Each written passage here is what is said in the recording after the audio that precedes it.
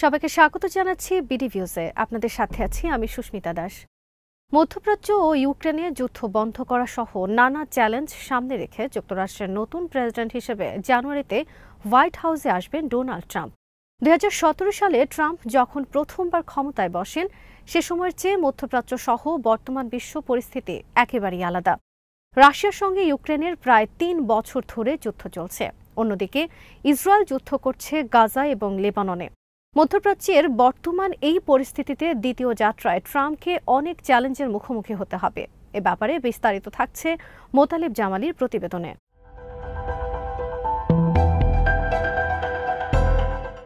দ্বিতীয়বার ক্ষমতায় এসে ট্রাম্প যেভাবে তার প্রশাসন সাজাচ্ছেন তাতে মনে হচ্ছে মধ্যপ্রাচ্য পুরোপুরি যুদ্ধের সব প্রস্তুতি তিনি নিচ্ছেন।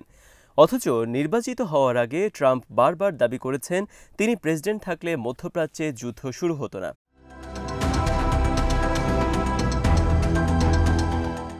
নির্বাচনে বিজয়ী হওয়ার পর তার দেয়া ভাষণে ট্রাম্প অতি দ্রুত যুদ্ধ বন্ধ করবেন বলে দাবি করেছেন, কিন্তু তার প্রশাসনে এমন সব ব্যক্তিদের নেওয়া হচ্ছে যারা আগ্রাসী এবং কট্টরপন্থী হিসেবেই পরিচিত।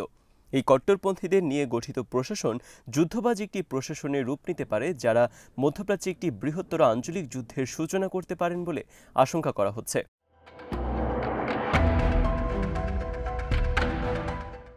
ট্রাম্প দ্বিতীয় মেয়াদে তার বিশ্বস্ত ও অনুগত লোকদেরকে গুরুত্বপূর্ণ পদে মনোনীত করেছেন।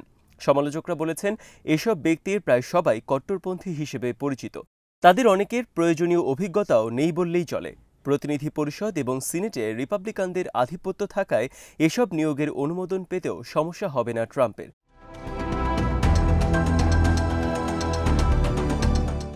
ট্রাম্প তার প্রথম মেয়াদে আন্তর্জাতিক সম্পর্কের ক্ষেত্রে বিশেষ করে মধ্যপ্রাচ্যে বিতর্কিত ভূমিকা নিয়েছিলেন। আগের মেয়াদে ট্রাম্প ইরানের সাথে স্বাক্ষরিত আন্তর্জাতিক পরমাণু চুক্তি থেকে যুক্তরাষ্ট্রকে প্রত্যাহার করা সহ তেহরানের বিরুদ্ধে কঠোর অবস্থান নেন। এছাড়াও ইসরায়েলে মার্কিন দূতাবাস তেল আবিব থেকে জেরুজালেমে স্থানান্তর করেন এবং গোলান মালভূমিতে ইসরায়েলি সার্বভৌমত্বকে স্বীকৃতি দেন।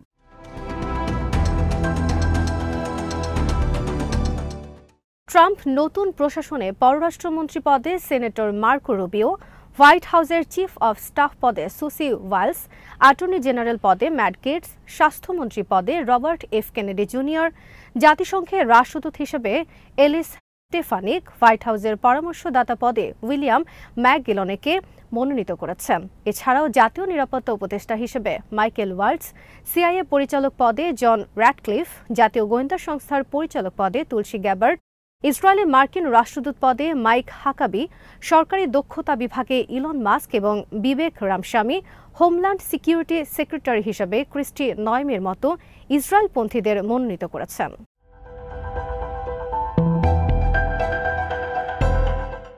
যুক্তরাষ্ট্রের পরবর্তী পররাষ্ট্রমন্ত্রী হিসেবে ফ্লোরিডার সিনেটর কিউবান বংশোদ্ভূত মার্কো রুবিও দায়িত্ব পেলে তিনিই হবেন প্রথম হিস্প্যানিক মার্কিন পররাষ্ট্রমন্ত্রী। ইসরায়েলের চতুর্থ ও সর্বশেষবার সফরের পরও রুবিও লিখেছিলেন, ইসরায়েলের শত্রু আমাদেরও শত্রু। ইরানের সরকার এবং তাদের সমর্থনপুষ্ট গোষ্ঠীগুলো গাজার হামাস, লেবাননের হিজবুল্লাহ, ইয়েমেনের হুথি এবং ইরাক ও সিরিয়ার মিলিশিয়া গ্রুপগুলো মধ্যপ্রাচ্যে আধিপত্য বজায় রাখার ও পশ্চিমা বিশ্বে অস্থিতিশীলতা সৃষ্টির জন্য ইসরায়েলের ধ্বংস চায়।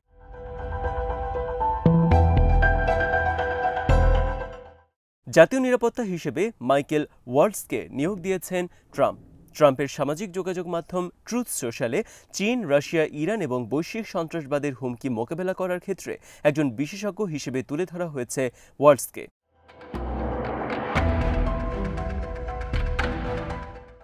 গত সেপ্টেম্বরে ফক্স নিউজকে দেয়া এক সাক্ষাৎকারে ওয়াল্টস বলেছিলেন, অস্ত্রবিরতি ও জিম্মি মুক্তির জন্য চুক্তি স্বাক্ষর করা হলেও তা চলমান সংঘাতের অবসান ঘটাবে না, কারণ ইরান মধ্যপ্রাচ্যে উত্তেজনা ও অস্থিতিশীলতা বজায় রাখতে সবকিছুই করবে। তারা ইসরায়েলকে ধ্বংস করতে চায়। ওয়াল্টস আরও বলেন, ইরানকে ছাড় দিয়ে চলা বরং পরিস্থিতির আরও অবনতি ঘটাচ্ছে।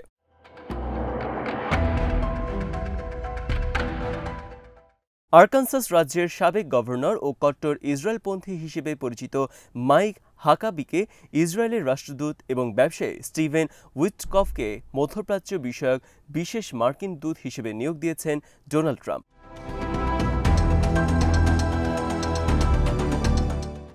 হাকাবির নাম ঘোষণা করে সামাজিক যোগাযোগ মাধ্যমে দেওয়া এক বার্তায় ট্রাম্প লিখেন, মাইক দীর্ঘদিন ধরে একজন মহান সরকারি কর্মকর্তা, গভর্নর এবং ধর্মীয় নেতা হিসেবে দায়িত্ব পালন করেছেন।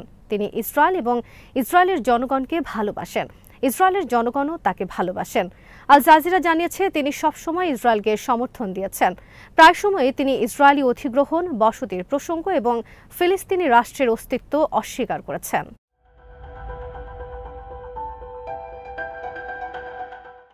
দু সালে সিএনএনকে দেয়া এক সাক্ষাৎকারে হাকাবি বলেন, পশ্চিম তীর বলতে কিছুই নেই। বাইবেল অনুযায়ী ওই জায়গার নাম জুডিয়া এবং সামারিয়া। অবৈধ ইসরায়েলি বসতি বলতেও কিছু নেই। সেখানে বিভিন্ন শহর, কমিউনিটি রয়েছে। ইসরায়েলি অধিগ্রহণ বলতেও কিছু নেই।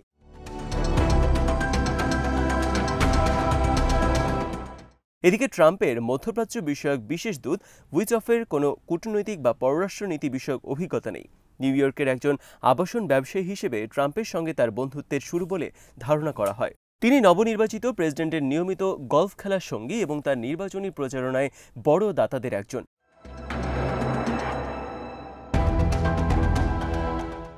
প্রতিরক্ষা মন্ত্রী পদের মতো গুরুত্বপূর্ণ একটি পদে সাংবাদিক পিট হেগসেথকে নিয়োগ দিয়েছেন ট্রাম্প। হেগসেথ সম্প্রতি ফক্স নিউজকে বলেছেন, আমি মনে করি ইরানের পরমাণু বোমা বানানো বন্ধ করতে এই মুহূর্তে ইসরায়েল সরকারকে যা কিছুই করার তা করতে হবে। যুক্তরাষ্ট্রের ব্যাপারে কিছুই করবে না।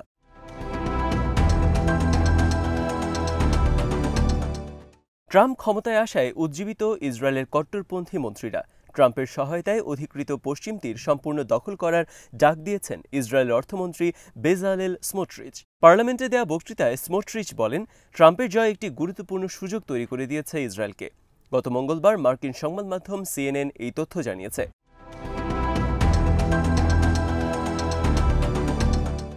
ফিলিস্তিনি ভূখণ্ডে বসতি স্থাপনের দায়িত্বে থাকা স্মোট্রিচ জানান, তিনি দখলীকৃত ভূখণ্ডে সার্বভৌমত্ব প্রয়োগে প্রয়োজনীয় কাঠামো প্রস্তুত করার জন্য তার দফতরকে নির্দেশ দিয়েছেন। এই অভিযানে ট্রাম্প প্রশাসনের সহায়তা পাবেন বলেও আশা প্রকাশ করেন উগ্রপন্থী এই মন্ত্রী।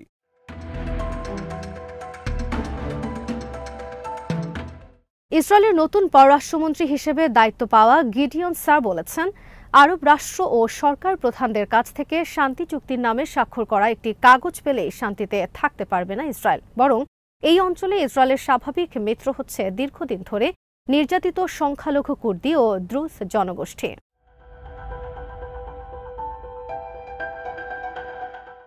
কুর্দিরা 4টি দেশের সংখ্যালঘু জনগোষ্ঠী। এর মধ্যে 2টি দেশ ইরাক ও সিরিয়ায় তারা আঞ্চলিক স্বায়ত্তশাসন ভোগ করছে। কিন্তু ইরান ও তুরস্কে তারা দীর্ঘদিন ধরে নির্যাতন ও নিপীড়ন ও আগ্রাসনের শিকার হচ্ছে। রাজনৈতিক ও নিরাপত্তার প্রেক্ষাপট থেকে ইসরায়েলকে এদের কুর্দিদের বিষয়টি বিবেচনা করতে হবে বলে মন্তব্য করেন গিওডন স্যার।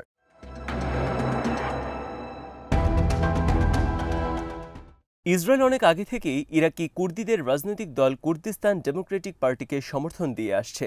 এই দলটির নেতৃত্বে ও যুক্তরাষ্ট্রের সহযোগিতায় ইরাকের উত্তরাঞ্চলে কুর্দিস্তান প্রদেশে আধা স্বায়ত্তশাসিত সরকার প্রতিষ্ঠা করেছে কুর্দিরা। স্বাধীনতা ঘোষণার লক্ষ্যে 2017 সালে এই অঞ্চলে অনুষ্ঠিত গণভোটের ফলাফলকে বিশ্বের কোনো দেশ স্বীকৃতি না দিলেও একমাত্র ইসরায়েল এটি সমর্থন করেছে।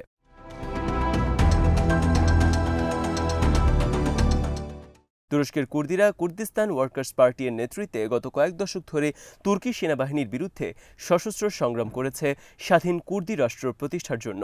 পিকেকের সহযোগী শক্তি হিসেবে কুর্দিস পিপলস প্রোটেকশন ইউনিট একটি সংগঠন সিরিয়ার উত্তর পূর্বাঞ্চলের একটি বড় এলাকায় যুক্তরাষ্ট্রের সহায়তায় নিজেদের কর্তৃত্ব প্রতিষ্ঠা করেছে।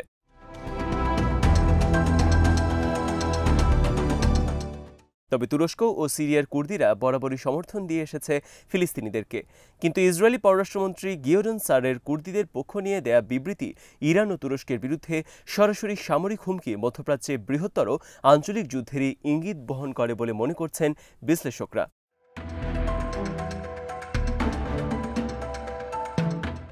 তার বক্তব্যের পরেই ইসরায়েলের সাথে সব ধরনের সম্পর্ক ছিন্ন করার ঘোষণা দিয়েছেন তুরস্কের প্রেসিডেন্ট রিসেপ তাইয়েপ এরদোয়ান। প্রতিরক্ষা বিশ্লেষক ও পর্যবেক্ষকরা মনে করেন, ইরান ও তুরস্কের মতো সামরিক দিক থেকে শক্তিশালী দুটি দেশের বিরুদ্ধে গিয়ে ইসরায়েল খুব একটা সুবিধা করতে পারবে না।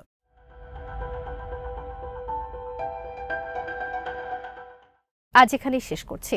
সবাই ভালো থাকুন, সুস্থ থাকুন আর দেখতে থাকুন বিডি ভিউজ। চ্যানেলটি ভালো লাগলে সাবস্ক্রাইব করুন। সংযুক্ত থাকুন আমাদের ফেসবুক পেজে।